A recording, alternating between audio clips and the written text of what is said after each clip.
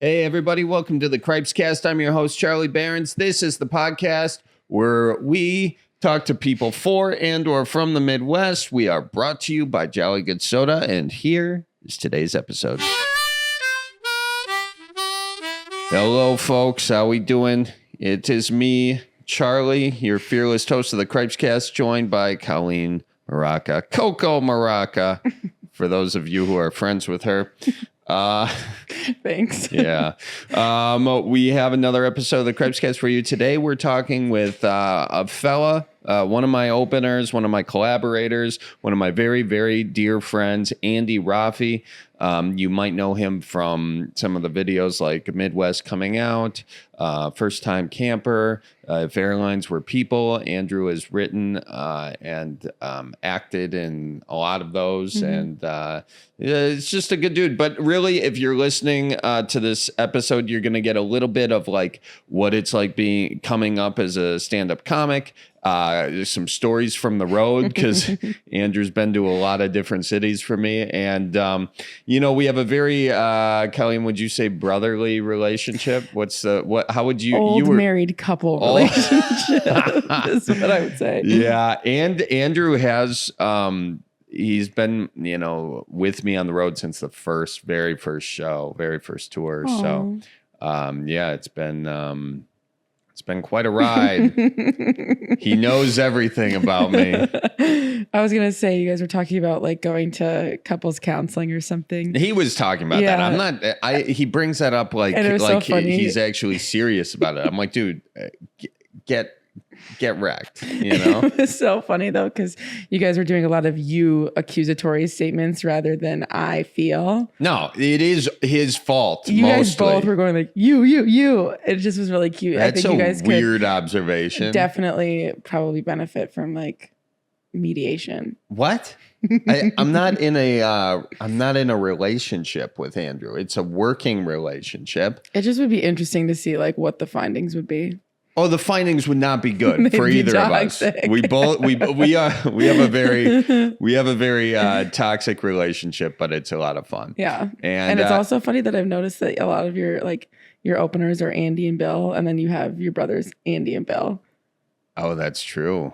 Oh my gosh! So anytime you need to. I mean, John is your brother and your opener, so that's true. Maybe it's just wow. I didn't even notice that. Really? Yeah. Yeah. It's crazy. But anyway. Well, that's good. Yep. That's good. That's a good observation. But other than that, I saw I don't know if you were there, Bridget put a story of you guys' family reunion getting rained out. Yeah. Were you there for that? I was. Yeah. We had our family reunion, the Behrens family reunion, in Fond du Lac, in North Fond du Lac. It was a park with a gazebo which had a hole in the roof, and no sooner than we started did the rain come. Really? Yeah, washed out the my dad put a duct tape pickleball court up, Oh, fun. So someone had a net, so we took duct tape and lined it out. It washed away the duct tape. Oh, no. Wow. But what happened was there were a bunch of kids there, and they had one of the noodle squirt guns where you dip a noodle in, suck it up, and then spray. And I got in on that battle. But as soon as the rain came, it left all these puddles, and those kids it was like a water park. Every puddle, fun. They were sucking up the water. Oh, just so muddy. Getting some pebbles in there too. Those things turned into pellet guns pretty fast. Yeah. So a lot of people got soaked. But it was great. My grandma Sue she planned this thing with the help of my aunts and uncles on that side. And how many were there of you? Man, I don't know. There's probably 100 people. There really was. I mean, that's a family of 7, and then my folks had 12, and Chris has I forget how many he's got, 5, something like that. It's a good amount. 3. Everyone's got kids, and then there's my grandma's great grandkids there. They were the ones out there shooting the water and the pebbles, but it was a lot of fun. Wow. We had a good time. That's fun. Yeah. And then we went afterwards. We went fishing on the dock, on Lake Winnebago for a little bit. So anyway, great one. Well, we haven't been in studio, you and I, for a very long time. Yeah. Where have you been? I've been in Minnesota, and then you were in Wyoming. But when this episode comes out, Mm. it's my 3-year work anniversary. Is it? You've been here 3 years? Yeah. Whoo, boy. How's it going 3 years later? Are we going to have the review? I'm aging like a fine cheese. Yeah. You know, well, Colleen, you've come a long way. You really have. Say it to the camera in the lens so that my parents can be proud. She's come a long way. Got a long way to go, but she's come a long way. Yeah. I'm kidding. Someone told me it's not about how fast you get there. It's not about what's waiting on the other side. It's the climb. The great poet Miley Cyrus, I believe, once said that. Yeah. Yeah. And you also tried to like reiterate it with your findings from your camping trip in Wyoming. Yeah, I did go. You know what? The funny thing with I went to Wyoming to kind of slow down and just sort of, take it in and relax and whatnot. And then, of course, I get there and I'm literally climbing a mountain. And so it's literally what I'm trying to do in my career is climb a mountain, and I'm making all the same mistakes. I'm just moving. I'm not even looking at the views. Adam keeps stopping to like look at the view. I'm like, dude, let's go. Some we got to get there. You were keeping her moving. I was keeping her moving, but then the funny thing is as soon as we got to camp, which is what I was trying to click away to get there, the mosquitoes were terrible.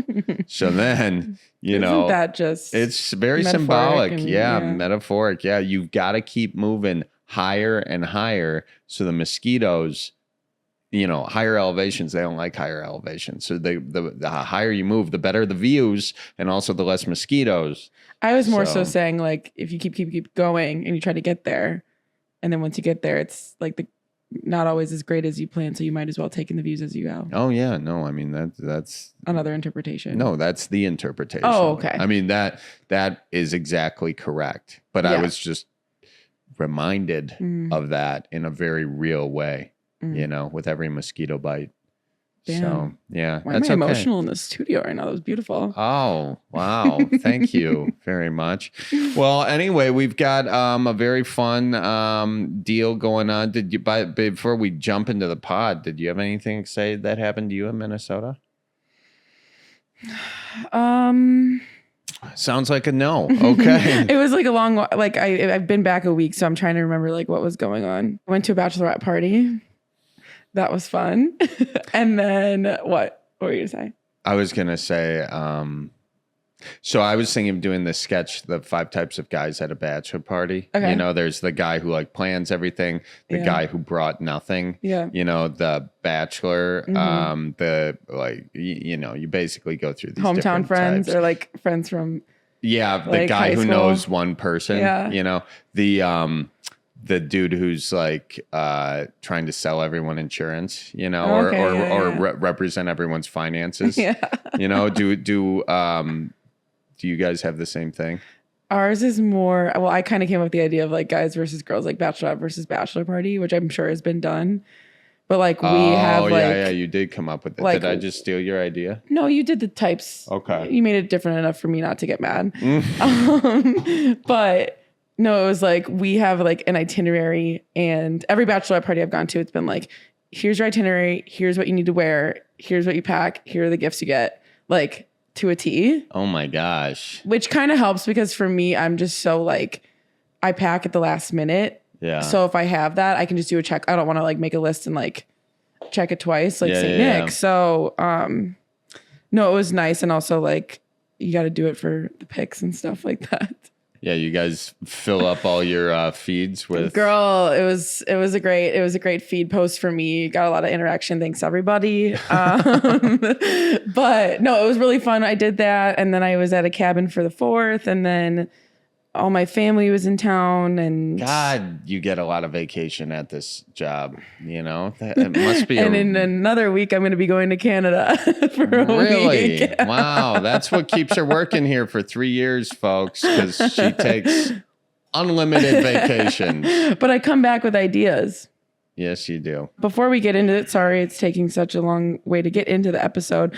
Let's do a Man Talk Minute plug for merch. Oh, yeah, folks. Hey, we got these brand new shirts, Team Pop Team Soda. Whether you say soda, whether you say pop, you can get those shirts on manitowalkminute.com. Of course, you can get there too by going to cripescast.com, clicking on the merch section. And one more thing too, your mom does a great job with the site, and she comes up with a lot of great bundles. And so right now we have a book bundle. You get the Midwest Survival Guide book, bottle opener, and a koozie for $30. So if you go to manitowalkminute.com, click on the book section, it has I think it's like all the miscellaneous stuff that we got. Yep. Click there. You can get bundles and stuff like that. It's good for people going to college. It's good for wedding gift. It's good for a birthday gift, whatever. But yeah, we have a lot of great bundles. So check that out. And Yeah. I'm on tour. Click on the tour section and we'll see you on the road. All right, folks. Well, that's about it for now. Why don't we get to my conversation with my good buddy, Andy Roffe. Hey, folks, welcome to another episode of the Cripescast. I am here with my best friend, colleague, Andrew Roffe, ladies and gentlemen. I hope you're pronouncing that right. What? Nothing. Your last name? Yeah. Did I not pronounce No, you it? did. Did I not pronounce your name No, right? you did. You know what's funny is I had Laura Clary on my podcast, and I mispronounced her name. What'd you say? Cleary. It's Clary. It's Clary.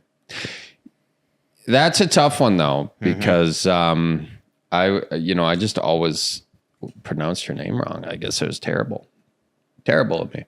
Anyways, this isn't about that. I'll tell you something about Laura Clary. Clary. At 4th of July, my cousin came up to me and said, I really like that video Charlie did with that girl who was an Uber driver. And I think that you did. So that had nothing to do with me. So No, in all honesty, ladies and gentlemen, I want to give Andrew Roffe a very good intro. Andrew Roffe and I have known each other since the beginning of sort of the Man to Walk Minute days. And we've been collaborators. You've probably seen some of our movies, including If Airlines Were People, Midwest Coming Out. We did First Time Camper. dating apps, dating. If Dated, yep. Ghosted Hunters. We did a lot of videos. Woo woo. Yeah. Okay. So anyways, and you've been Midwest on the road. Spelling Bee. Yep. Well, you, I think, wrote that one. You don't have to tell people that, You Charlie. literally just did. I said we collaborated. Okay. What do they think? Okay. I saw that. I punched it up. And you've come on the road with me. You've been on the road with me very early on. 6 years. Yeah. 6 years ago now, you lied to me and said you were a producer, and I believed you. So I let you produce my first set of shows. That's not what happened. And then you came on the road with me doing that. And you kept like kind of wanting to get on stage. Yes. You know, and you would do it to like kind of warm up the crowd and say, "Are you ready?" You know, rah rah, kind of a thing. And you came off. I remember the stage in Manitowoc after doing that, and you're like, "That was exhilarating." Yeah. And you always had really good jokes. You're always a great writer. I mean, I think even early on, you initially reached out to get me to like hawk some of your T-shirts or something. That's correct. I had a T-shirt company that thankfully someone bought out because it's better to be lucky than good. I ran that thing into the ground. Boy, oh boy. Don't do drugs, kids. Yeah, I wanted you to wear this one T-shirt, and I said I would, and I never did. You never did. I never did because I had just come off of a movie as a writer. I don't think I ever said I was a producer. I don't do those kind of films, Charlie. But yeah, erotic. Exactly. And well, anyway, I eventually said you should try stand up yourself. You resisted it for probably a couple of years. For like a year, yeah. But then you eventually got on stage, and it's been great. It's been how has it been? Because there are actually a lot of stand-up comedians that listen to this show. At least I get messages from them, and they always tend to like, you know, when I ask comedians sort of the ropes, you know, and since you started recently, relatively recently, 5 years, yeah. I guess it's not really Not recent counting the anymore. pandemic, yeah. But you know, comedy is weird. It takes a long time. I mean, I'm fairly new to stand-up comedy, really, in the long scheme of things. Okay. Okay. What? Nobody laughs at your jokes harder than you. Well, only you when, know what? Yeah, that's true. I was a very lonely child. I love the way you laugh at your jokes, Andrew. I'm just kidding. It's mean-spirited. I know. I'm sorry. What's mean-spirited? I only kind of when they're mean jokes. That was the joke that you were laughing at. Yeah. It's okay. It's okay. I've got some mean-spirited jokes. I want to hear them. Believe me. I wish you had more of them. Andrew and I have a very interesting relationship, which maybe you'll get a sense of in this podcast. I'm kind of all over the place, but point one is I do want to talk about like what it takes to get into stand-up comedy, because you've been close to that, and then also like just shoot the deal, shoot the breeze. Well, I first off have suggested. My friends JT and Chad, who are a comedy duo, they have gone to couples therapy, and I've suggested we do that, which you have been resistant to. Yeah, I'm resistant to that. Why would I like our dysfunctional relationship? I like it too, but it scares other people. Here's how Andrew and I work. Typically, he goes, I came up with a great idea. I'm like, awesome. And then he sends me the idea, and I'm like, it's okay. And then you get really mad at me over the phone. And I tell you what I don't like about it, and then and usually I'm driving. Usually I pick up your phone calls when I'm driving because I know you're going to keep me on there for a while. That's right. And so I want to give you that time, but I don't want to spend all that time not doing something else. If that makes sense. I'll write a script. You know what? You often have very good notes. You do. I'm glad this is on the record. No, I've always said that you have very good notes. Like, for example, Colleen has good notes too. No. I'm not saying it because of that. You just keep going. Okay. Colleen does not have good camera notes. recording. Yeah. Just out of curiosity. Okay. Is a camera It's recording. good. Okay. I'm asking that honestly, but mostly because I can't believe he's saying this on camera, but also. Yeah, the recorded. red light on it means it's off. I can't see the light from here, Andrew. I know. Do you see? I mean, folks, do you see the kind of... I can't see the light, period, because I just hit my head on the ceiling and I may have a concussion. You and Joe Thomas also did it. Really? Yeah. We probably don't have anything more in common than that, but I appreciate that's the one thing we have. I bet he hit his head significantly farther up than where you hit your head. He's a lot tougher of a guy than me, Charlie. Taller, too. I'm sure. No, you gave great notes of airlines where people was an okay video. You gave a bunch of notes. And it's like on social media, like 25 million views. It's one of the bigger ones the biggest one we've done. Is it? Yeah. So, all right. So you asked me how I got into stand up. Well, I mean, I had been writing jokes or in comedy in some way or another for a lot of my life. You can look at me, by the way, during this podcast. You don't have to look at that camera because I'm cheating out. Nobody cares. The camera is for like Spotify and YouTube, and nobody, even when people are watching it, they're not. I don't think they want you to look at them the whole time. I want to have a personal connection with you during this. That's a first. Okay, again, you talked right to the camera. I know, I did that as a joke. So for your jokes, your it was a callback to the camera. You'll cheat to the camera? Yeah, God, people must think I'm annoying. You're a Bears fan? I am, absolutely. Why am I a Bears fan? Because I suffer, because I'm sick, because I have a lot of emotional problems, and because I like the losers. I like going to a Bears. We went to a Bears game last year. I actually don't like going to Bears games with you. I did that once, and it was a 3-hour meet and greet.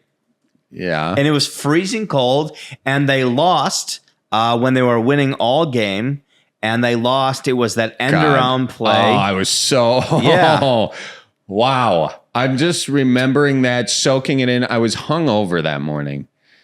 Very hungover, from what I recall. And the cold really got me back to baseline. And also the whiskey in the hot chocolate. Yeah. I don't want people to think that you have a drinking problem. Like, oh my from God. my experience, no. Like, from my experience, you only get drunk on days that end in Y. Yeah, you know what? I gave you a pity laugh on that one. All right. Andrew, first of all, why do all your jokes have to be at my expense? I'm very jealous of what you have. I'm sucking in so hard right now. If I have Let trouble it go. breathing. No, Just let it go. Are you kidding me? No. Again, I've worked so hard to be less fat. Andrew, you look great. Yeah, I'm working on it. I got longer t-shirts. I've been shamed. I used to wear very, I'd say overly tight or short shirts that were kind of short. And I went and bought longer t-shirts. Yeah. So that's it. Well, it looks good on you. I like maroon. You got the V-neck. Are V-necks coming back? You're asking the wrong guy. Yeah. You guys are matching. We are matching. I'm wearing my Team Pop shirt, which you can get on mandwalkman.com, made in the USA. We have Team Soda and Team Pop, so whichever one you say you can buy. You like that? Which one are you? Yeah. Are you? He says soda. I'm both. Are you? Yeah. That's kind of cool. Yeah. I didn't know that about you. Got more respect. Does some of this get edited? Oh yeah, this is all edited. Yeah, they'll edit it out if it sounds bad. I feel like this is going terrible for me. What? Okay, it's going okay. It's fun. Right. We're just having a conversation. Right. We are going to shoot the breeze. This is not my first time on the Cripescast, although to get me on, here we go. I know. I'm appreciative that you asked me on, but I do know that your 8th cousin's gardener's friend canceled. And Billy Deuce couldn't come on for the 4th time. So you asked me, and that was so nice of you. I did ask you. Yeah. You know what? I've asked you many times. No, it's been an invitation. It's been like, we should get you on sometime. Oh, no. You said you wanted to wait till you had something to promote. I have nothing to promote. I know, but I needed a guest. So thank you.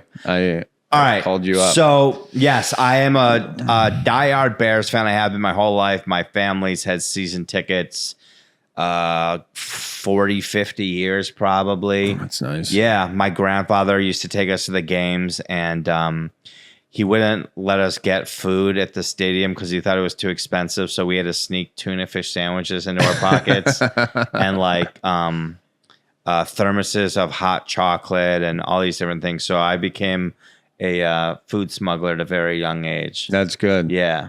I can see that that in a lot of the choices that you make. Yeah. Yeah, like when we're on the road. Are you bringing up the Wendy's incident? No. I had just been pulled over for speeding. We had come from Peoria. I had to get you to O'Hare because you were going to London in 4 hours. Yeah. I hadn't eaten dinner. Yeah. I had just gotten a speeding ticket. And I did eat that Dave's double in about 4.5 seconds. It was impressive. I was not bringing that up I was bringing up the water bottle incident, but the Dave's double. Yeah. What's the water bottle incident? You got that food, and I just heard, oh, and I looked over and was gone. There was 30 years of pain in that bite. That could be an advertisement for Wendy's. I would love to be. Yeah. What was the water bottle incident? Oh, when you were on the podcast.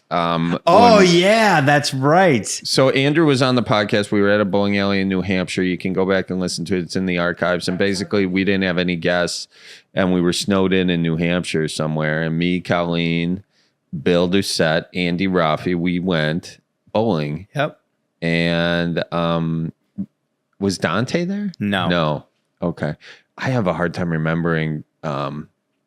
You got it. All right. Who was at the show in the sometimes. right city, bowling. Yeah. So what happened with the water bottle incident? Everyone was drinking, but me. I don't drink or do drugs anymore. And no follow-up questions. No follow-up. Yeah, believe me, it's an anonymous reason. Court ordered. No. And everyone was drinking, and I was drinking like water, and I wanted to get a couple bottles of water.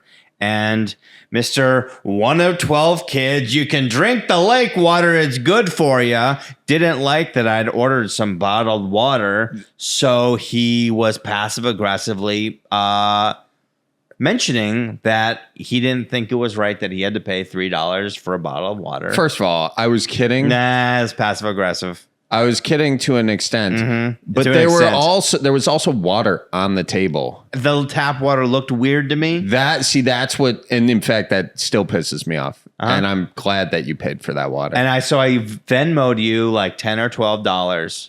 What do you think was going on with the tap water? We were in New Hampshire. I just wanted a bottle. I was also sick.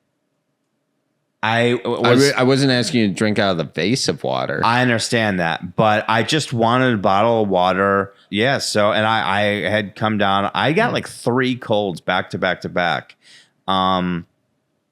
And I drank the bottles of water and I sent you the money, and it's the hill I'm willing to die on. Well, I do appreciate that. I need that money. What'd you do with that money? No idea. Honestly, I forgot you sent it to me. Yeah. Episode 90 on YouTube, the whole video's on there. Episode 90 on YouTube. You can check it out. Thank you, Colleen. Andrew, you've been on the road with me the longest. 6 years, The longest anybody has been on the road with me. What's your best memory? What's your worst memory? And you promise to put this on no matter what I say? No, absolutely not. No, I'm teasing. My best memory... man. Going home at 10 o'clock. Yeah, I always go home early. My favorite memory, there's probably a better one, but the one I like is coming like right off the top of my head is probably those first few shows when we were in the 14-seater van and we had like hours to kill in between like shows. And that was my parents' old van that they used to haul the kids around in. Yeah. And I just think like just making jokes, talking about life, like talking about comedy, like because I was totally down and out when you found me. This has been a charity project for sure. Yeah. And it has. I'm looking to see if I can get a tax write-off. I really hope you can. Yep. And so and it was in those. Also, I had no idea. I had no idea that you were down and out. No, really. You didn't. I thought you knew what you were doing. Yeah. It wasn't until years later I found out that just how much on the ropes you were. Absolutely. Hilarious. Yeah. I just I have a great judgment of people. You are. I'm looking at the camera again. So I think it was in those car rides that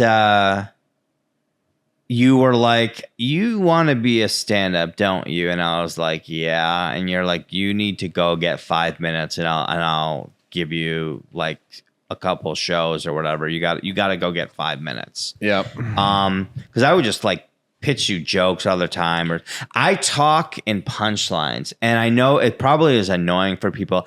I really don't know of another way to be, and so I just like always wanted to be in comedy. It was at Second City. I didn't really love sketch and improv. It was all right, but I just.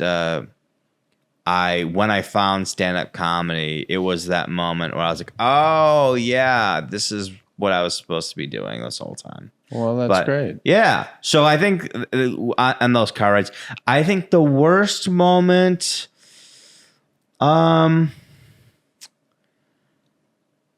something sticking. No, I mean, like, I would say that that first show, one of those first shows we did in Stevens Point, where Stevens Point, we were at Rookies in Stevens Point, and oh my Lord. The Rookies green room. Okay, it's a motel in the back of the, like behind the bar, like you walk through a parking lot, and it's very dirty and old, and your Uncle Joel was very comfortable in it. He was like sprawled out on the bed. Yep. Yeah. My Uncle Joel, I don't recall him wearing a shirt for that entire time. I agree. He may not have been. I think he was showing his scar. His scar or his tattoo? I think it was his scar. He had just had some sort of surgery. Uh-huh. Yeah. Yeah. So yeah, that was, well, I'll tell you, actually, this is a great story of Uncle Joel. I had never met Uncle Joel. I just heard about him. We are unloading stuff in the Rookies parking lot. And Joel is a sort of short, stocky, very aggressive man. And he comes walking up to me with a lot of mustard, and he goes, "Where's Charlie?" And I'm like, "Oh my God, it's some fan who's like trying to kill him." Like, and I didn't say, I knew where you were, but I didn't say. Yeah. And I was like, "Oh, I'm not sure." And I was like, "Can I help you?" He's like, "Yeah, I'm his Uncle Joe." I was like, "Oh, all right." It was like he terrified me. But then I got to know him, And now every so often I just send him very mean text messages. Yeah. All of his, yeah. Yeah. He loves it though. Yeah. You two kind of get off on that stuff. Yeah. Also at Rookies, I know this is actually the moment that has annoyed me the most, but I'm going to say, okay. We're doing the tech rehearsal of the show with your laptop and all this stuff. Yeah. And they're letting people in the show. So fans of yours are watching you rehearse and setting up before the show. Like they didn't keep people out. And there was also a bartender there who I was very smitten by. Andrew finds a bartender in every town. I've never found anybody anywhere, and nothing happened. I was just smitten. You were smitten by the fella. Now let me say this. Did you just out me? What's that? Did you just out me on the Cripescast? Did I? Yeah, you did. What did I say? You said fella. Well, they know you're gay. Do they? I haven't told my parents yet. Yeah. We did a video called Midwest Coming Out. That's true. And I just want anyone to know who watched that video. I was wearing a fat suit for that. I wasn't really that heavy. I was like Brendan Fraser in The Whale. I was also playing a very overweight gay man who couldn't get laid. But for that video, I did it before him. That's great. Yeah. That's great. So I've said my favorite and least favorite memories, and I think it's only fair that we get to know what's your favorite memory on the road with me and something that you didn't enjoy as much. Oh, God. What should I start with? Least favorite. Here's my favorite memory is that Andrew, I think, was helping out with merch one show, and I was walking. This, I think, was in Manitowoc, and I was walking out to the lobby before the show. We were setting up the merch and all that. My siblings were there. My mom was there, and like my sisters are all walking in with like a box of merch, like a big tub of merch, and Andrew comes in like my mom's got a box, my sister's got a box, my other sister's got a box, and Andrew comes in holding one of their purses. Really? I don't remember that. I have this distinct visual memory. It could have just been a dream. It could have happened. I thought you were going to say was after we had like 9 shows in one night at the Mall of America in Minneapolis. What happened there? No, and you had so much merch, and your Uncle Joel showed up an hour late, so I'm trying to set it up all, and I had one of my spoiled brat temper tantrums, which I haven't had a few, and I was just like, you have to come out here and help me. So, because you did come out because all of it was very disorganized and thrown together. Yeah. And so, yeah. But the thing with working with you, and what's your least favorite? That was both. Okay. Boy, you got off the hook easy. No, we got a lot of good memories. I'll think of them too as we keep going. What were you going to say?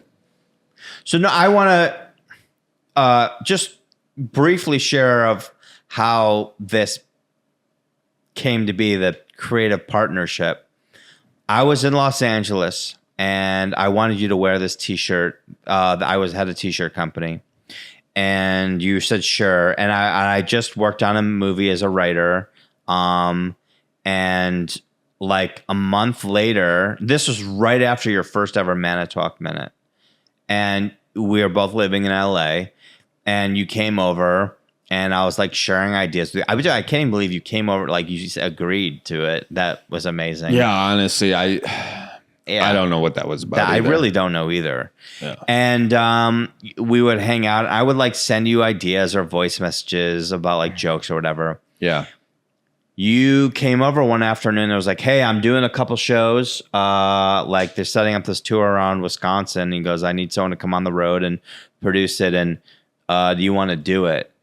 And I remember in my head being like, oh, you have to tell him no. You don't know how to do that. You don't ruin this guy's career. Mm-hmm. But I was like, nope, you have to say yes and figure it out because you're not doing anything. And so somehow I was like, yeah, sure, I'll do it. Anything, whatever you need. I really wish I could read your thoughts. Yeah, seriously. I mean, and I didn't. And we were meeting with some agents one time before the tour, and this agent was like, "Why is Andrew going on the road with you?" And I looked at you and I was like, "Yeah, why am I?" What did I say? You said because he has funny jokes and ideas. And well, you do. You do have funny jokes and ideas. Really, that's all it takes, honestly. I guess so. That's the most important thing, thankfully, because there wasn't a whole lot else going on. Yeah, but it was like, starting at the bottom of like, errands and selling merch and helping run things backstage or whatever need to be taken care of. Like it was really like learning how to really work hard. And I was like older but it was like a lesson on being accountable and working really hard and doing things you didn't want to do, which is stuff I hadn't really done for most of my life. Yeah. That is a very interesting dynamic between us because we were both raised quite a bit different. Yes. I'm not one of 12 or Irish Catholic. Right. Yeah. You are one of three, yeah. And you are Jewish. You don't have to out me again. Charlie, this is going on the internet. You outed me as being Catholic. Yes. Jewish. From suburbs of Chicago. Mm-hmm. Yep. Well, but Jews and Catholics were very similar. A lot of guilt. A lot. I think we united around the guilt. Absolutely did. How does your guilt manifest itself today? People pleasing. Yeah? Yeah. You're a people pleaser. That is news to me. When are you going to start pleasing this person? How many times have I said I liked your videos when I really didn't? Oh.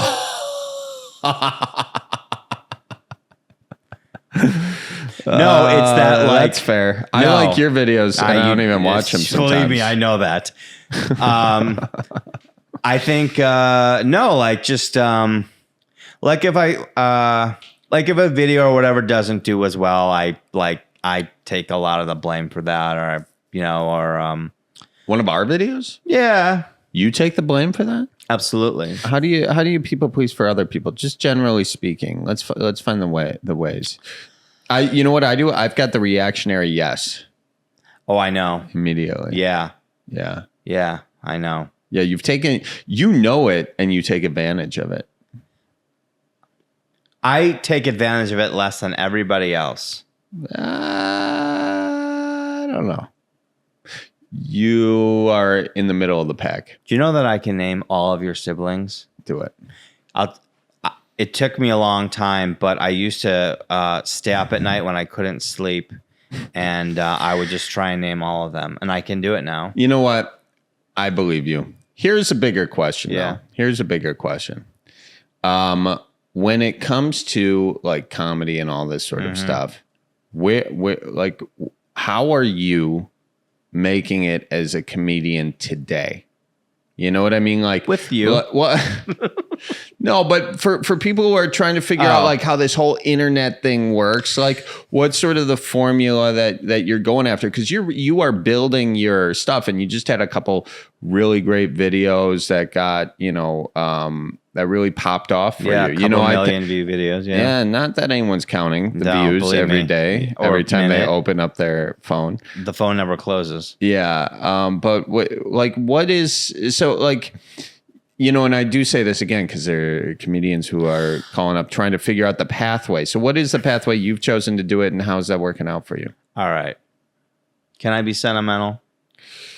I tried being sentimental once with Charlie in Austin, Texas, and he said, we're Irish Catholic. We sweep it under the rug. Yeah. I was telling him how I cried watching a movie on my flight to Austin, Texas. And he was like, I am not ready to hear that.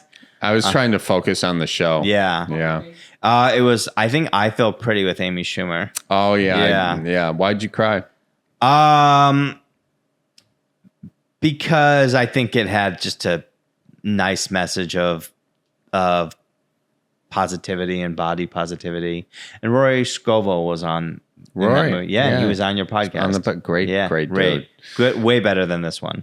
No, I wouldn't say that. Yeah. I wouldn't say way better. Yeah. Okay.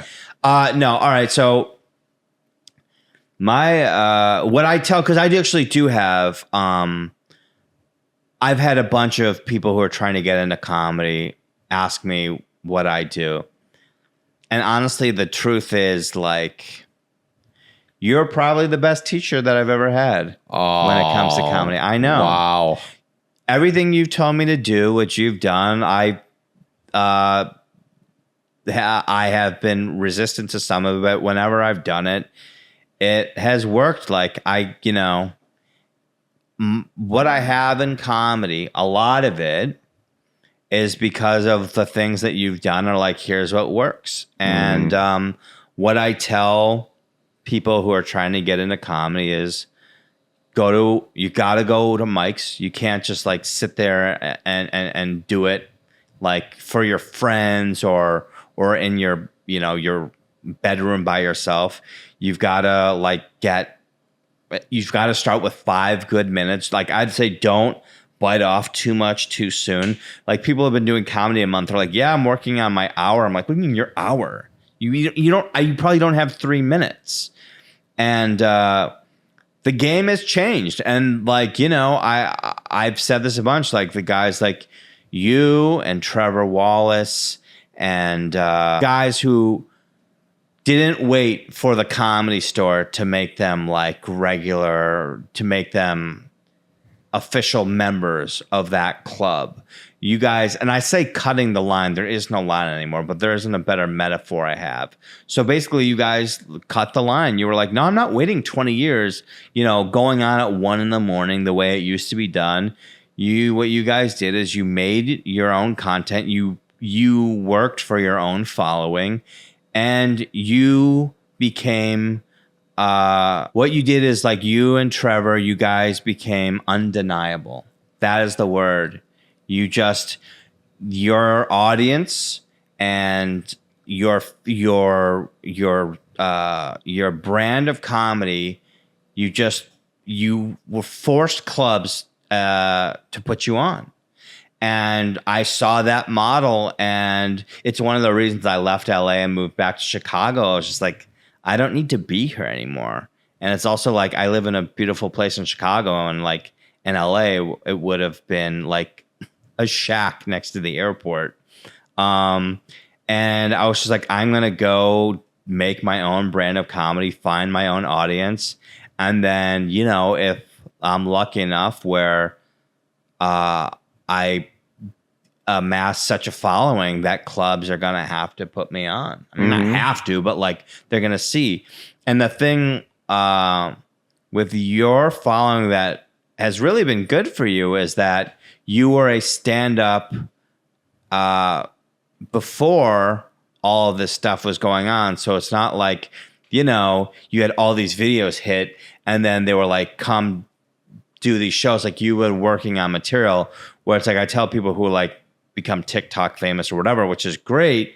But it's like, if you have 2 million followers, but you have 3 or 5 minutes or 10 minutes of material and a club books you and it doesn't go well, they're not going to book you again. I mean, unless you just continue to sell so many tickets that, the club is able to sell so many drinks and chicken fingers and whatnot. But the brand and the model that a bunch of you really brought into this world is the model that works now, which is make your own following, make your own path. Like, I have a lot of peace knowing that like it's on me to make this happen. It's not about like what clubs are booking me or not booking me. Like, if I continue to amass followers and people like my content, there's going to be more opportunities. Yeah, I do think that is a nice thing about comedy. I mean, I've talked about it on here before, but before I was doing this sort of thing, I was like out there trying to get auditions, doing commercial auditions. I sucked at auditioning. You go in there nervous. You're not really showing your best stuff. You know, you're not really showing like what you can write at all. You're just saying lines someone else wrote. So that's, and I think, you know, both you and I are writers at kind of the heart of it all. So it's nice when we can kind of, you know, it seems like a cheat code almost to be able to write your own stuff and perform that and put that out there. And then that's kind of your best foot forward. And look, there's nothing wrong with being like, it is an incredible accomplishment to be a paid regular at the Comedy Store. Oh yeah. Or in New York at, what's it called? Comedy Cellar. Yeah. I hit my head earlier. I might have a concussion. I'm not. Yeah, I heard you like bellowing about that. Yeah, I really. There's nothing wrong with that. I mean, it's an amazing accomplishment, but a lot of those people cannot sell tickets the way you sell tickets. So it's like, being like, you know, there are like guys at the Comedy Store who can, you know, maybe do a couple of gigs here and there at small clubs, but what you did was like you play theaters across the country or you play very big clubs and you didn't wait around for the point, I guess, long story short is you did not wait around for other people to make it happen for you. You made it happen for yourself. Yeah, well, and there's been a lot of people helping along the way. You know, like you, Andrew, you helped along the way. Cutting this out of the podcast. Yeah. Excuse the interruption, ladies and gentlemen, but I just want to say Jolly Good Soda. It is the perfect drink for every summer outing. I'm talking camping, cookout, tailgate, campfire, you name it. You need Jolly Good Soda there. It makes the best Midwest experience. Check them out, jollygoodsoda.com. And folks, I tell you what, Fleet Farm, let me tell you, your pets deserve the best. And with Fleet Farm's selection of pet supplies, you can give them the best. Give your dog the world with top brands like Purina, Hill's Science Diet, and Diamond. You can't forget about them kitty cats either. So check out a huge selection of food trays, treats, litter, kitty towers, the whole 9 yards. They got horse stuff too. Any horse you need, they got the feed, okay? And they may not be pets, but let me say, wild birds, holy smokes, you want to fill them feeders, folks. You're in for a real treat. See some of the sexiest birds in the Midwest. Head on over to Fleet Farm, and they got you covered. Get it all over at the Fleet Farm. We love it. Finally, folks, I am on the road. Get your tickets at Cripescast.com. Just click on the tour section or go to charliebarons.com. And also patreon.com/charliebarons for behind the scenes, exclusive merch deals, first look at concert tickets, and much more. Oh, and also Team Soda, Team Pop shirts. Boom, on mandwalkmint.com. Click on the merch section. There you have it. All right, we will get back to my conversation with Andy Roffe. If you could give your younger self a little piece of advice,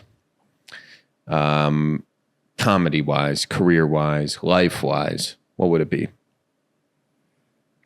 Work really, really hard and expect nothing from anybody. Wow. Yeah. Wow, that's hard. Yeah. Yeah.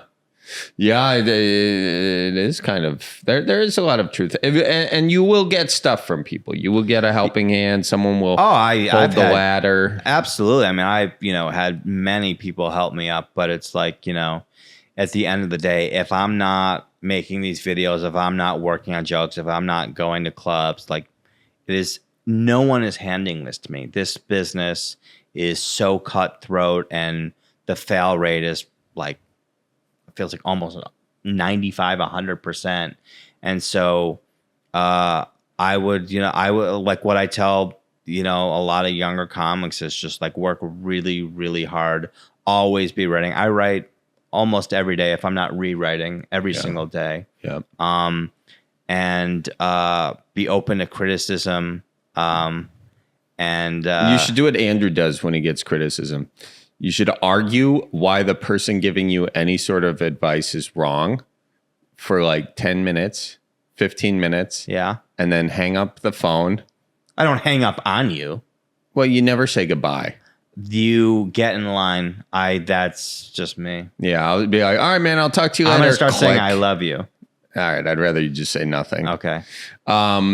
but you no, I'm teasing a little bit, but not about the I love you thing, but about the fact that like you really do take whatever it is, and it's hard because I know it's hard because every time you give me stuff that I know is true, I do the same thing to you. I'm like, you don't know what you're talking about. This is fine, whatever. And then 15 minutes later, I try the thing you're talking about. I'm like, damn it, he was right. I agree. No, I think because when I'd say in the last year, when I have tried the suggestion of other people and then it's gone well, like immediately, I think now I'm way more open to feedback from like other comedians. Like, and honestly, sometimes it takes like 6 different people. Like you've told me this so many times. My buddy Sam Tripoli, who I do shows with sometimes, I got off stage and I was like, how do you think it went? He went, dude, you were funny. But he goes, why don't you look at the audience? And I was like, my buddy Charlie says that to me all the time. And he goes, next time, because we had 2 shows that night, he goes, on the later show, he goes, you got to look at the audience. He's like, you have to do that. I go, okay. And I started looking at the audience and it was like such a huge difference. So that like was an immediate thing. And it was just from a place of like a little more insecurity of like really like owning the jokes, like if they didn't work, like, and so I just now like really, he also says like, I was a little bit too rehearsed, which is something you also said. Mm-hmm. And he's like, why do you sound like a gay robot when you're on stage? And I was just like, what do you mean? He's like, it sounds like you've memorized these jokes. And I'm like, I have. He's like, you got to have a conversation with the audience. And so that was a bit ago. And I was like, all right. And I just like, you know, but I am the guy who like has to be told, or in the past had been told like 100 times before I finally was able to really take it and then put that into some kind of action. Yeah. I mean, I think we all have that too, where we, I don't know what it is about thinking like you know, now I don't know what that is. We're hesitant and resistant to listen to feedback. And honestly, you know, it's like you will be taken care of in this world if you just like relax, you know, and just open yourself up to like sort of what the world presents to you. Yeah. You know, the universe. That's right. Yeah. I thought of my favorite memory. Okay. Yeah. Let's hear it. It was like a year ago, maybe. Okay. We were doing 2 shows in Cedar Rapids, Iowa. Uh-huh. And the second show, you have a lot of kids who come to your shows. I do. Which I, for one, have always said that's the one thing missing from the art form of comedy is having more children in the audience. Yeah. But no, it's because you have, you know, your big YouTube following and Instagram and TikTok. And there were a lot of kids. And, you know, as a gay comedian, I do jokes about my life trying to understand gay culture, which I'm not like. I have like this one joke I do about how I'm like a training wheels gay for homophobes. Mm-hmm. Like I love sports. I'm politically moderate. I support our troops. Like maybe the drag queen is a little bit too hard of a first reach, but like I'm like you could get to know me and then you could get to know the drag queen. Like I'm that like gateway into homosexuality. I'm not trying to recruit your kids. It's not Pride season. But yeah. I'll tell you another thing you taught me. It was never my dream to be a clean comic. I kind of despised clean comedy. Thought it was really, really hacky. I went on the road with you. I saw how quickly you amassed such a following and how whenever I'd watch your shows, I was like, he didn't really need to swear or do anything super political or sexually graphic. And I started going to these mics where like all these like straight white guys trying to be Anthony Jeselnik would just say the most disgusting things for shock value. I was like, this is awful. And so I was like, you know what? Maybe like I'm just so rebellious with everything. I was like, I'm going to do the complete opposite of that. And there aren't a lot of very clean gay comics. So I was like, you know what? I'm going to go that route. I started way later on in life. Like this is a faster way to get on TV, to get more people to see you. And I genuinely love that, like, I don't use any of those tropes. And so but we're doing this show in Cedar Rapids. There are a bunch of kids there. And I remember being like, I can't do gay material. There are a bunch of kids there. And you were just like, do it. You have to do it. Like, and you know, the thing is, like, you always have every right to be like, hey man, like, these are my shows. Like, my audience might not be cool with this. You've always been like, do your thing. Like, don't censor yourself. Like, always go and do your jokes. Who cares what the audience says? And so I was like, all right, okay, I guess. And I went up on stage, and it was like such an explosion of like laughter, and it was so great. And after the show, there were these 2 trans kids in the audience who were like so excited that a gay person was like on stage, and and they were like, it was like their dad had said, like, it's like the first time they'd see them smile in like months. And it was I don't know, it was very, very surprising. And it, totally on my part, like having contempt prior to investigation that they wouldn't like me. And there have been a couple times at shows where like people weren't as nice or said things, but like, honestly, well, first of all, I do remember that show, and because you were like, oh, there are kids in the audience and da da da. But I also don't say I don't say anything sexually. I just was like, I don't know. It's all clean stuff, but it's just about your reality being, a gay person in this world, and there's a good chance, and not apologizing for it. Like, right. And like, we definitely a few times you've gotten emails about me, which are just like, one woman in Boston wanted me fired off the show because I made one tiny joke, like making fun of Republicans or something. And I'm pretty politically moderate. Like, both sides get me really good. It was just, I don't know, but she wanted me fired. And I love that she's like, I'm not a homophobe because my daughter is with a woman. She couldn't use the word lesbian. She said my daughter is with a woman. She couldn't go that far, but she wanted me fired from that. I've just like had countless times where after a show, people will be like, I'm a very conservative or I'm a Republican, but I think you're so funny and I had such a good time.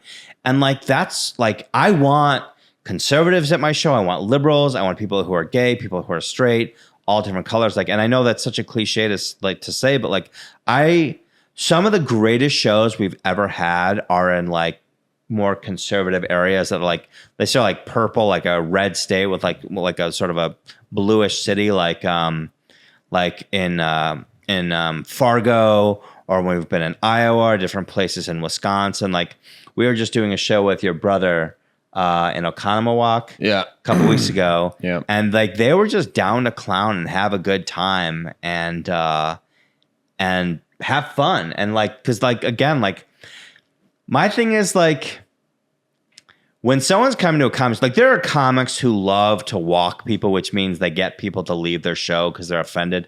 I just really don't want to do that. Maybe I'm a hack. I don't know. I mean, like, don't take enough chances. But like, especially these aren't my shows. Like, I am always a guest on your shows, and I fully understand that. But like, even if I'm doing my own shows, like, people who are coming to a show, they're paying for tickets, they're paying for parking, they're paying for drinks. They may have gone out to dinner. They may have hired a babysitter, all these things. So it's like, why do I need to say something that if I don't think is that funny or I've worked like really hard on, why do I need to say something that's just going to annoy them and ruin their night when it's just not necessary or funny? Because that really like edgy stuff that honestly, most of the time is just really stupid and just like bottom feeder material. I don't know. It's just like, I've really moved away from that stuff. I think it's really, I'm not offended by it. I just think as a comedian, I just think it's really cheap. Yeah. I mean, I think you can pretty much say anything on stage if your perspective backs it up, and if it's funnier than it is offensive, or funnier than it is insulting, or funnier than it's got to be funnier than that. Otherwise, it becomes, you're doing that for the point of that. And frankly, sometimes it's tough to find that. Sometimes you have to do the joke where it is worse than, one of those things more than it is funny until you find the funny in it. So, I mean, I don't blame anyone for doing any jokes necessarily. You got to find your own way in this thing. But yeah, I've gone, certainly veered it more toward, just because my audience more toward the clean side of Which the world. I think, honestly, I think if I can write a joke that will make somebody who's like 18 laugh and somebody who's 80 laugh, and I know I'm like so in my ego right now and so self-righteous, but like that's an amazing feeling. I did a show once in LA for like this retirement community. Yeah. And I made them laugh. And my friend, I brought this comic friend with me, and she's like, that was so cool that you wrote a bunch of jokes for this age group. And I was like, no, those are my jokes. Well, you are an 80-year-old at heart. Seriously, I am.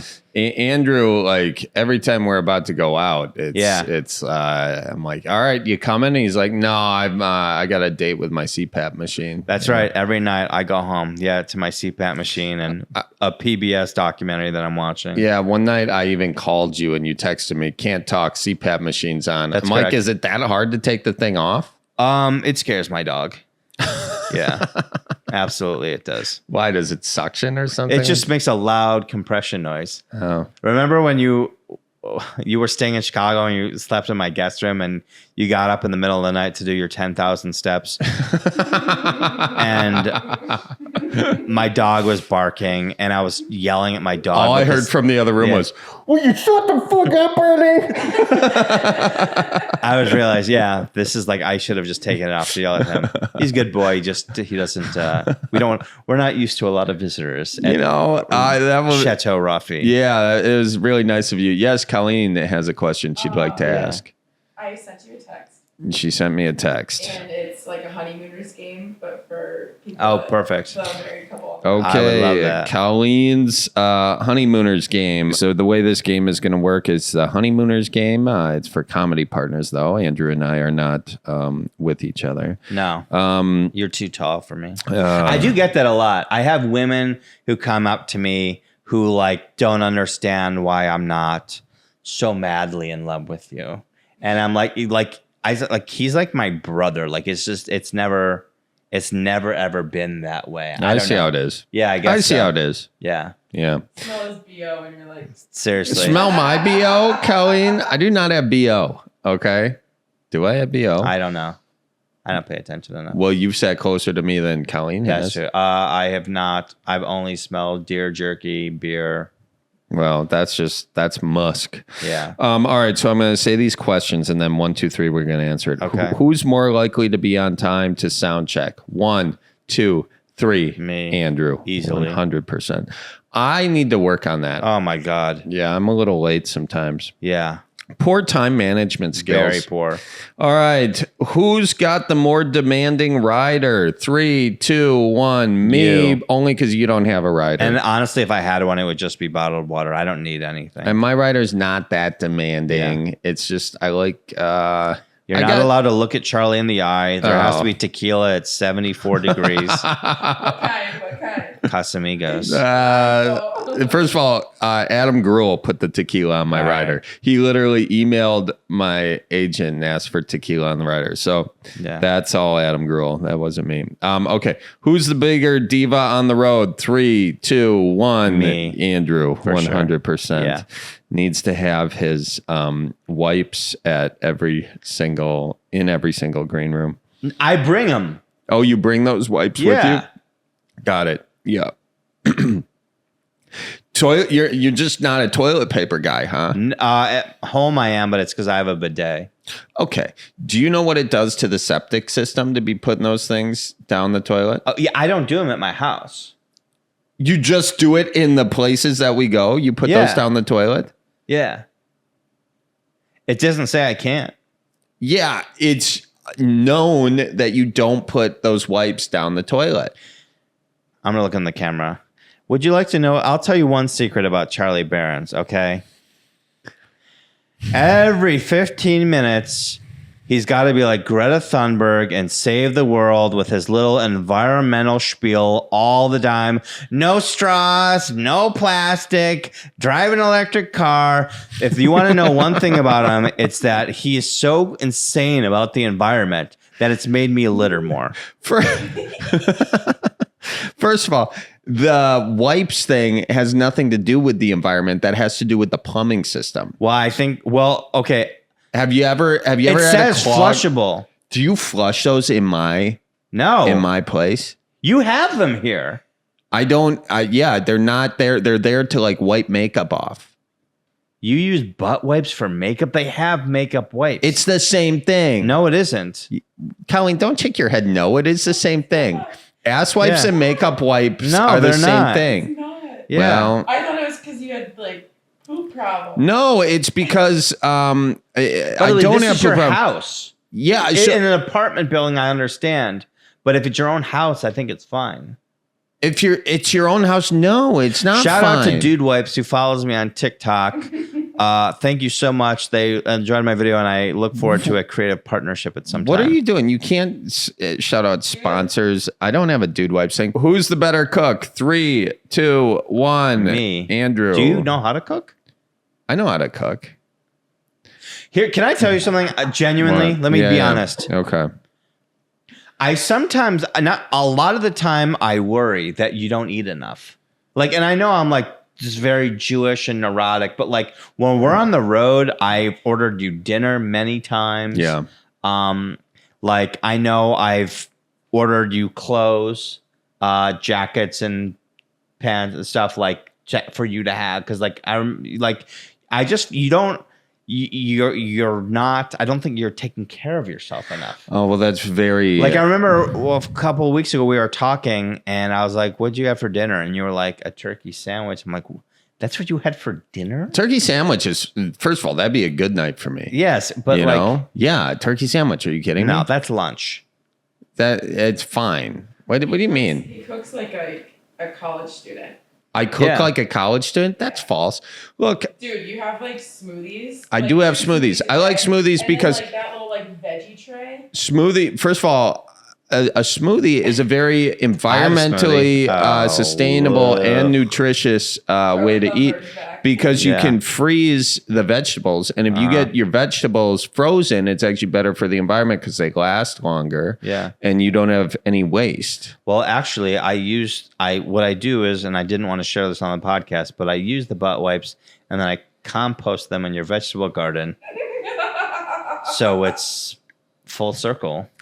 Andrew, this will be the last time you come to the Cripes headquarters. I believe that. Okay. Who's Andy's celebrity crush? Let's see if you guys both know the answer. He wouldn't know. Your celebrity crush? Yeah.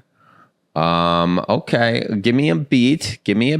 Okay. I know the kind of guy you like.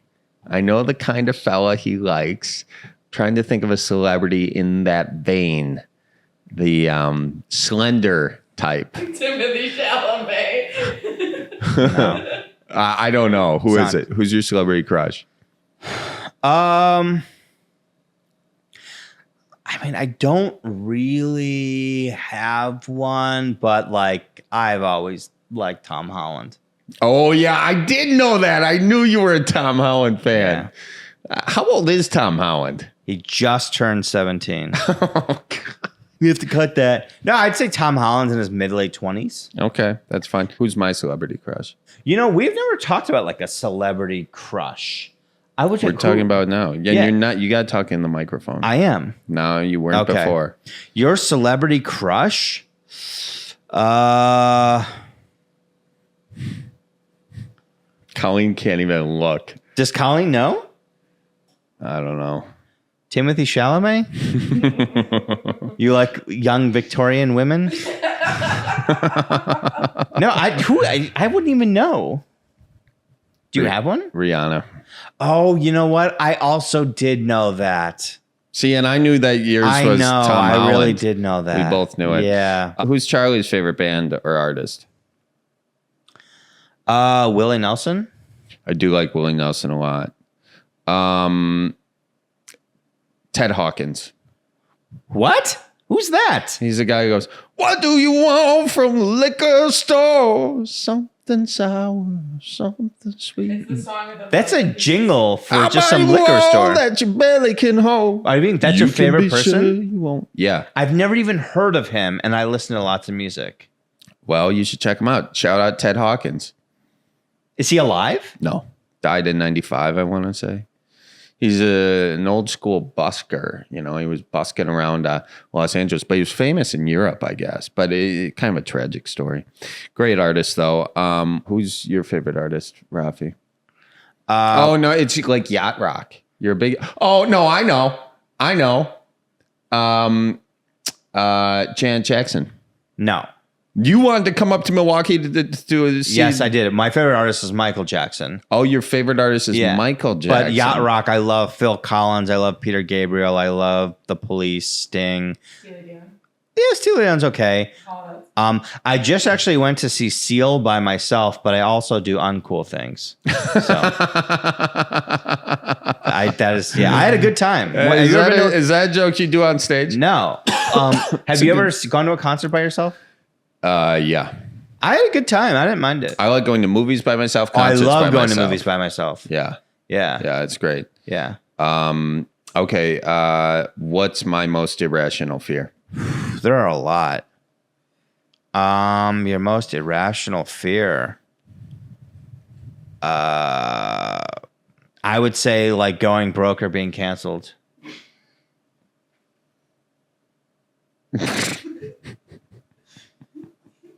Is that wrong? Going broke or being canceled? Yeah, but probably both happen if one happens, the other does. I don't really have too much of a concern for either of those, really. Can I tell you something about and I was talking about this earlier with a friend. The one thing I encourage all parents to teach their children is to work really, really hard. Like the thing with you, if this all went away, I could be a bike mechanic. And like if someone like a friend of yours were to write a tell-all book, Andrew's been claiming he's going to write a tell-all book for I've been years. writing it. I'm on like years, chapter 14, so you can be on chapter 13. So stupid. You like if this all went away, you could just go work. Yeah, because you've like always had a job. Yeah, that's one of 12 kids. Like you just like you could go get a job and do like I don't know I could do that. I mean, you don't know that you could go get a job. I mean, I've had jobs, but like I've hated all of them. Yeah. Well, that's I guess why I haven't liked a lot of my jobs either. That's why I'm doing this. What job have you hated the most? Job caddying. Oh my God, I hated caddying. I would imagine. There's nothing I hate more than a country club. I hate looking at them. I'm just like, wow, that could have been a really cool like park. And instead it's just all these pesticides on the grass, just turning the water like into just a terrible muck in midsummer because it's all the crap growing in it, because they don't like fertilize it great, so it's just caked with like a sheet of, this algae, which just suffocates. I'm just saying there's no biodiversity in a golf course. All right. What is, okay, if Roffe was a Disney character, who would he be? That's fun. If you were a Disney character, I know. Is Despicable Me Gru? First of all, Gru, that is your joke. Yeah. So. Well, I don't use Gru anymore. Yeah. I would say Quasimodo. Quasimodo. Yeah. I honestly wasn't going to say either of those. I would have said like Sebastian from, or the candle guy. No, wait, Sebastian, he goes in the ocean. I hate the ocean. You know what's You'd fun? be the candle guy. Lumiere. Lumiere is a band. The Lumineers. Lumiere. We went to Hawaii a year ago. We did go to Hawaii. Yeah. I'm not a fun person to go to Hawaii with. No, I was like, you want to go surfing? You're like, no. You want to go snorkeling? No. Do you want to go on the beach? Only if there's a bar on the beach that's not close to sand. The sand was I was burning my feet. I was just moving back. Like I was literally leaving LA that day to fly to Hawaii to move back to Chicago. And I had to get back to Chicago because I was filming House Hunters when I was doing that show. Shout out to House Hunters episode with Andy Roffe. Really made his career. Yeah, it really made my career. It was great. So no, but I'm not a beach guy, but I really liked going to Hawaii. I'll tell you, one of my goals is to try and perform in as many states as possible. And I've performed in 26 states so far. And Hawaii was going to be, You performed in, have I even performed in 26 states? Yeah. You performed in more, probably. You probably performed in 30. Dear God. Because I haven't even thought about that. Well, one day when I was probably supposed to be working, I printed out a map of the United States. And I just started highlighting the states I performed in. Wow, that's kind of fun. Maybe I should do that. Yeah, you've definitely, if I have 26, you're over 30 for sure. Probably. I hadn't really thought about it like that. Wow, that's good. Well, that is it. That's it for the questions. Andrew, before we wrap things up here, do you have any questions for me? Yes. Let's hear it. Such a vain thing to do. Yeah. Have someone come on your podcast to ask you questions. How much time do you think I'm going to be able to do in Las Vegas? Oh, you think you're doing Las Vegas? Ooh. Well, currently right now, Adam Gruel's doing the Vegas show because we have the album coming out. But if you were to come, I'll see how many shows we have there. I think you only have one. Yeah, we'll see how well it sells. And remember my joke I did a week ago about the Karnak joke I did about the Cripescast, or the Johnny Carson character. Oh yeah. When I said be mauled by a bear, eat street food in Somalia, get punched in the face by Mike Tyson. What are 3 things I'd rather do than appear on the Cripescast? And folks, that was it for this week's episode of the Cripescast. If you'd like to follow Andrew, I don't recommend it. He has the final word. You can follow me on TikTok, Beep. Friendster. Beep. All right, for real, any questions or no? Yeah, I do have a question. Okay. What would you like to do that you haven't done so far? Career-wise. What would I like to do careers? I'd like to have, a show. Like, I've been working on, a couple different shows, and I'd like one of those to go and all that sort of stuff. But, writer's strike, that'll make it a tough one. And there's an actor strike. There's an actor strike. Are you a member of SAG? I don't know. I have to ask my manager that. Okay. I think technically, yes. Actually, yes, I am a member of SAG. Does that mean I can't put out videos on the intranet? No, you can. Oh. Yeah. So technically, yeah. In fact, that was recent. I did a gig and I had to join that. Actually, thing. you know what? I want to know what and then I'll answer it. But this is the final question. To end on a light note. Yeah. What is your biggest pet peeve of mine? My biggest pet peeve of yours? Oh, only one? You can name a few. Oh my gosh. Okay. Anytime I make any changes to any of your scripts, you get upset about it. And you fight me through it. We come to a great compromise. We do come to a great compromise. Anytime I give you any sort of direction while we're acting. Yep. See that look you just did right there? Mm-hmm. Did you do the exact same thing? Mm-hmm.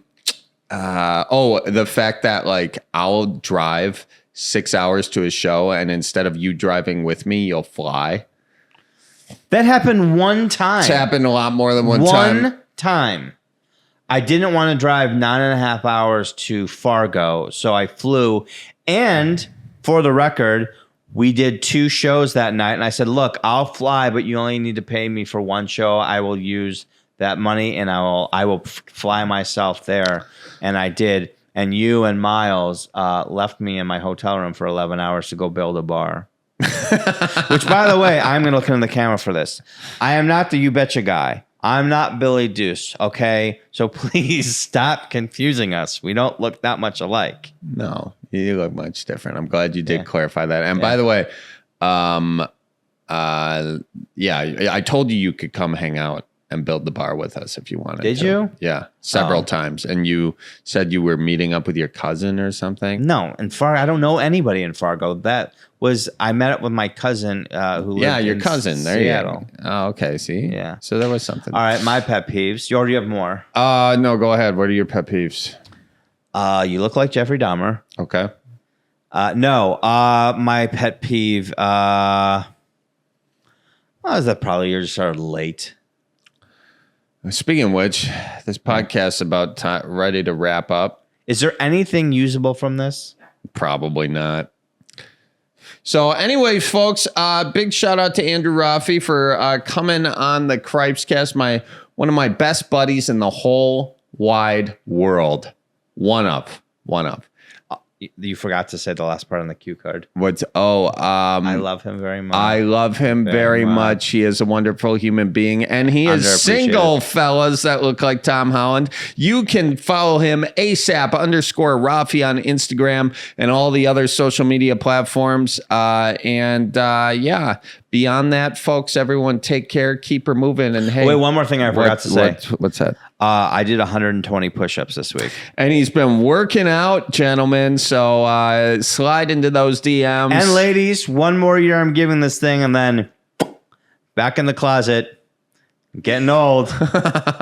My choices, it's slim pickings, ladies. There you have July it. 2024. Let's connect. All right. There you have it, folks. ASAP_Roffe. Everybody keep her moving. Follow the Cripescast at Cripescast and make sure you watch for deer. Bye-bye. So roll out the barrel and get the band brewing. Life's got you down. Just keep her moving. It's on Wisconsin. The Badgers say it's the old Wisconsin Jubilee. You know, sometimes when you're ice fishing, you put your foot in the walleye hole and go ass over tea kettle and you think you're done. No, you gotta keep her moving.